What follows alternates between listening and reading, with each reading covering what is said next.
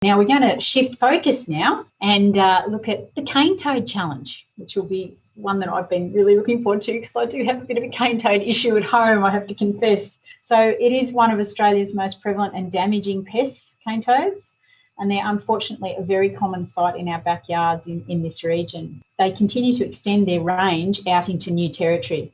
So there's never been a better time to rally together as a community to each play our part in slowing the spread and eliminating them from the environment. So let's hear some more now about that from Emily Vincent from Watergum. Emily was originally from the UK, and like many other expats, she realises how special Australia's natural areas are and how important it is that we protect and preserve them for future generations. Emily coordinates the invasive species control program for Watergum, and in her free time, she volunteers for the wildlife rescue organisation Wildcare, rehabilitating orphaned and injured birds and possums for release back into the wild.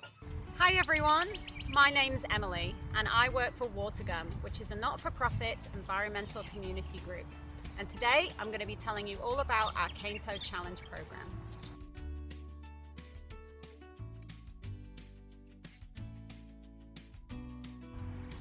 The Cane Toad Challenge is a revolutionary new form of cane toad control that uses the toad's own toxicity against them. Through a combination of tadpole trapping and toad busting activities, members are able to really impact cane toad numbers. So before I get into the Cane Toad Challenge program itself, I'm going to tell you a bit more about cane toad history, how they got to Australia, and why they're such a problem. Australia's cane toad problem began in 1935, when 102 cane toads were brought over from their native Southern America. The intention was that they would breed them and that they would help to control the cane beetle, which was wreaking havoc in the sugarcane industry. Unfortunately, this was not a well thought out plan. The cane toads were completely ineffective at controlling the beetles. The adult beetles were way too high in the sugarcane for the toads to reach them, and the larvae would only appear at the time when the field had been cleared, and the cane toads didn't want to go out into the field to eat them because they were too exposed. So this didn't work. However, what cane toads were very successful at was breeding and spreading throughout Australia. And from those 102 that were brought over in 1935, it's estimated that there are well over 2 billion in Australia today. They are well established in Queensland, the Northern Territory, WA and New South Wales, and worryingly, we're now starting to see them pop up in ACT and Victoria as well.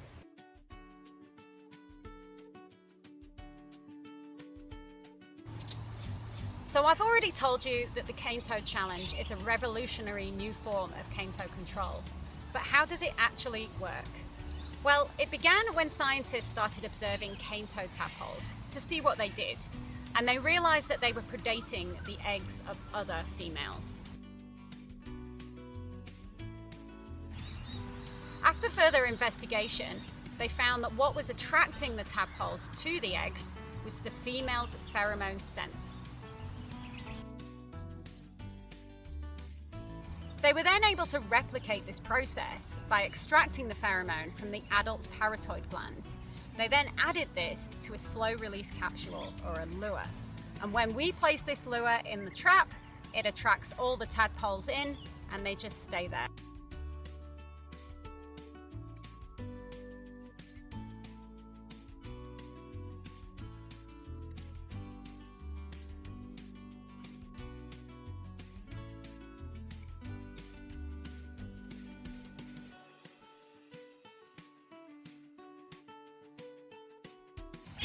The other really important part of the Cane Toad Challenge is toad busting, which is collecting the adults and removing them from the environment.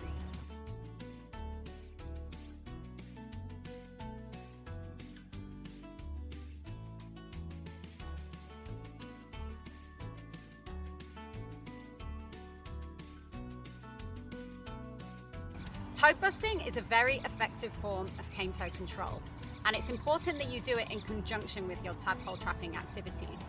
That way, you're targeting every life stage, and that's what makes this program so unique. Remember, every female that you take out of the environment is potentially 70,000 future toads that you are also removing. So that's why it can go a really long way, and you should be starting to do it as soon as you can on your properties.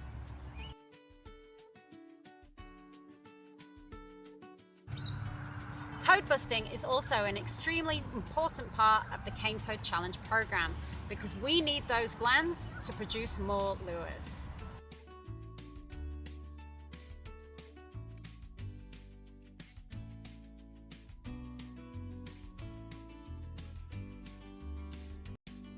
Watergum has a very strict humane euthanasia policy, and we require you to use the most humane method currently available to the general public, which is the fridge freezer method. So this method requires you to put your toads in the fridge for a period of up to 24 hours. This makes them go into a comatose state, and then you can transfer them to the freezer.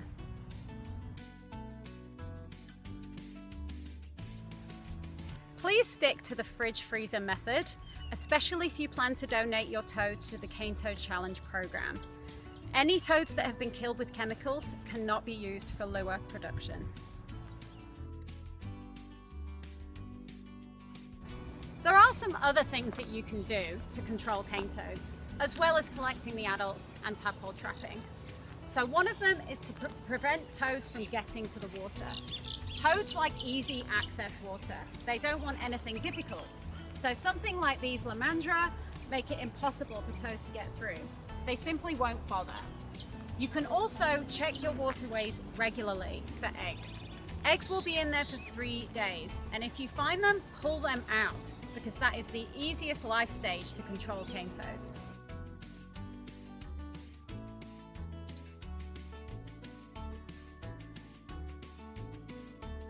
And don't forget, the Cane Toad Challenge is also lots of fun. Especially when you go out at night toad busting, you're going to see lots of amazing native wildlife.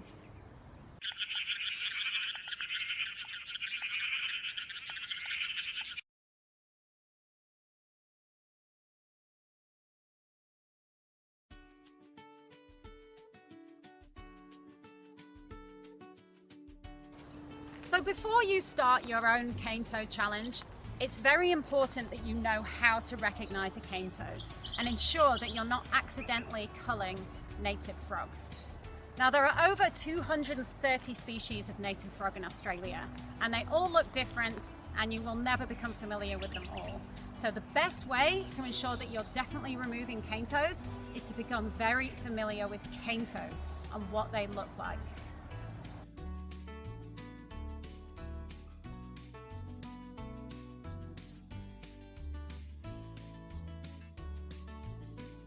If you want to learn more about cane toads and for ID aids at each life stage, go to our website, www.watergum.org.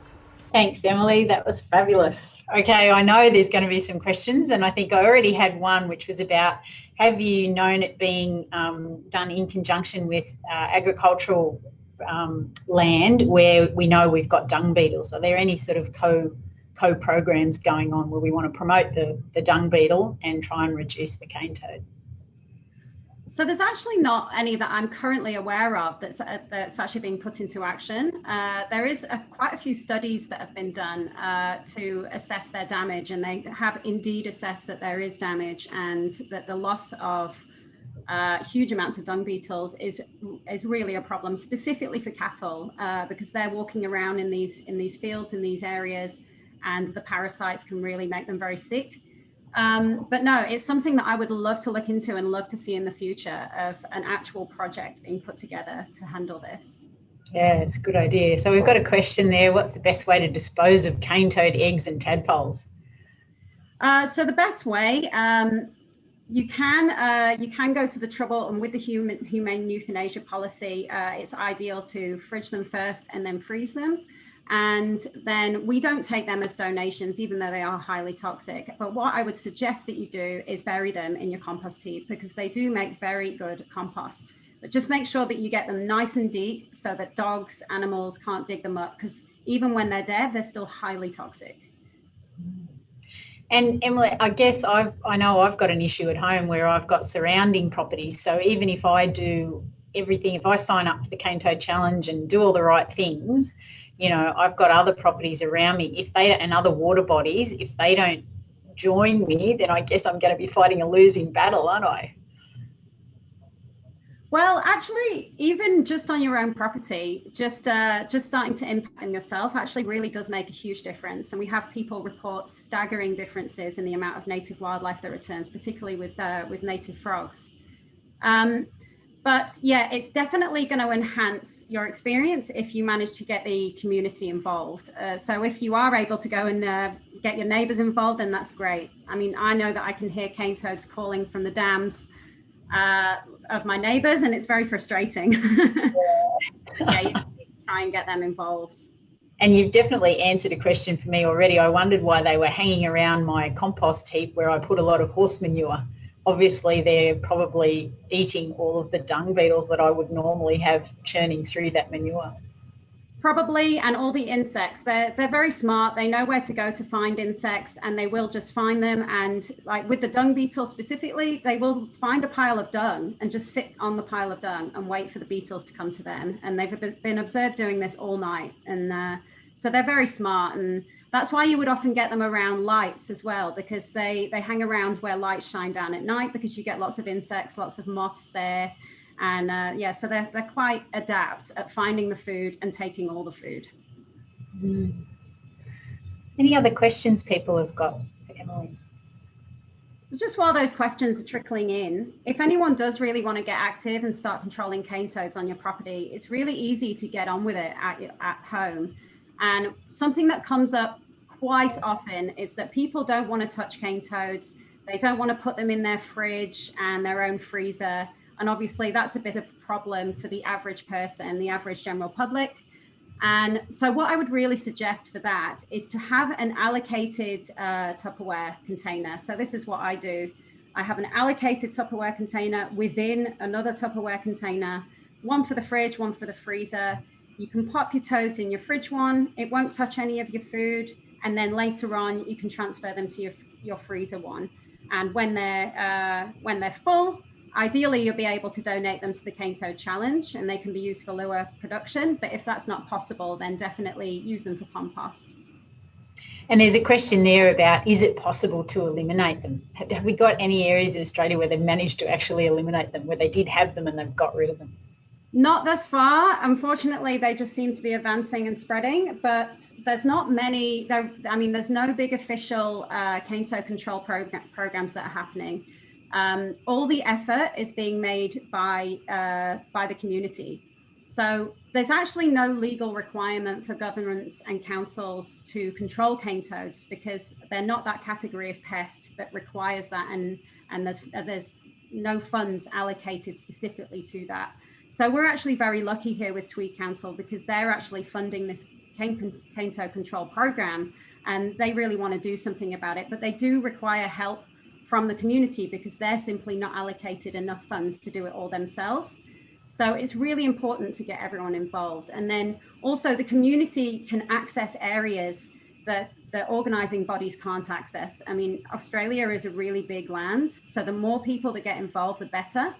And also, this is why impacting tadpoles and eggs is a real key aspect of the Cane Toad Challenge, because you're removing so many in one go before they ever have a chance to breed and monopolise.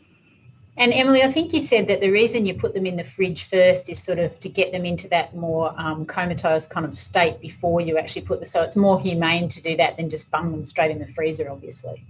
That's correct. So there's been lots of studies done into this with brain scans, and they've monitored everything. And when you freeze a toad straight away, flash freeze it, it's actually quite a painful process for the toad. Like as the blood freezes in the veins, it's very, very painful.